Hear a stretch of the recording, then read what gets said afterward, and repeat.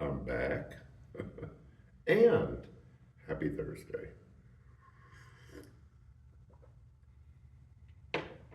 Still trying to catch up from all the traveling that we did, but we appreciate the ability to have some time off to see family that we haven't seen in a long time. So that was really good. So, um, questions, lots of questions.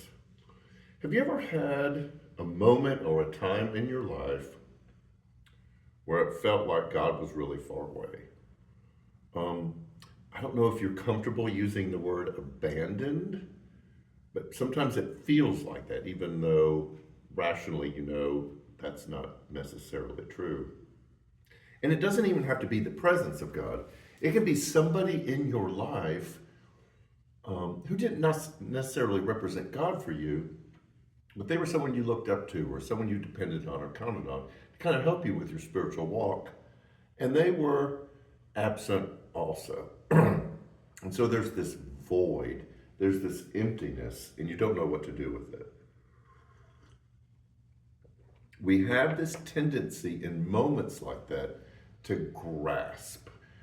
We are strivers, we are graspers, and even if it's not in a physical sense, it's a desire to look for answers and solutions and things that make sense and to help us understand how the world works. And when something happens, God feels far away, people that we thought we could count on aren't around, then we start looking for other things to kind of help fill that void. This is an old cliched thing, but I think we need to be reminded every so often. Um, and in its action and recipient, that we worship God, love others, use things. What messes our life up is when we cross those up. Um, another sermon for another time, using people or loving things, where you cross them rather than loving people using things. But the other one is worshiping people or worshiping things rather than worshiping God. That's where we really get in trouble. And so we're going to look at a passage this Sunday that talks about that. Let me give it a little bit of an introduction. We in the church have a tendency to like to use certain passages as clubs to beat people up, and this one especially. In fact, in the ministerial circle, we call them clobber passages. When we like to take, preachers do this, everyday people do it. We take a passage that identifies someone who's not us, and we use it to pound them about how awful they are or how they're not living the way they're supposed to be living. And this passage has been used for that a lot, in very destructive and harmful ways. And there are some hard things in this passage that we're going to have to wrestle with, like really hard things.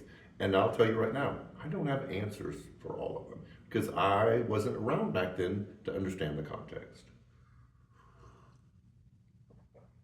But I think there's a way to look at this passage as people who are experiencing the distance of God, the absence of God, the absence of people in their life who help them understand God, and that grasping and striving to try to find something that can kind of settle them down in the moment, especially if you are anxious or you are fearful about things that you have no control over.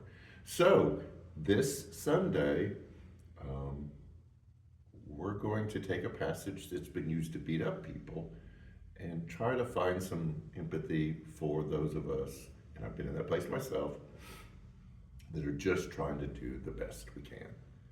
And I'm not going to have all the answers about this passage either. We'll have continual conversations in the future. So I am back. I've got to look over my message. This is the Wednesday is the walk around, edit the hard copy, and so I need to get at it. Next Sunday is our fellowship, so be aware of that. We will have a shortened service, and then we'll be back at it the Sunday after that. Again, things are cranking back up. Stay connected with social media so you know what's going on. And I'm glad to be back in my place again. Love my family. I miss them, um, but I'm glad to be here. So, have a great week. Take care, and we'll see you Sunday.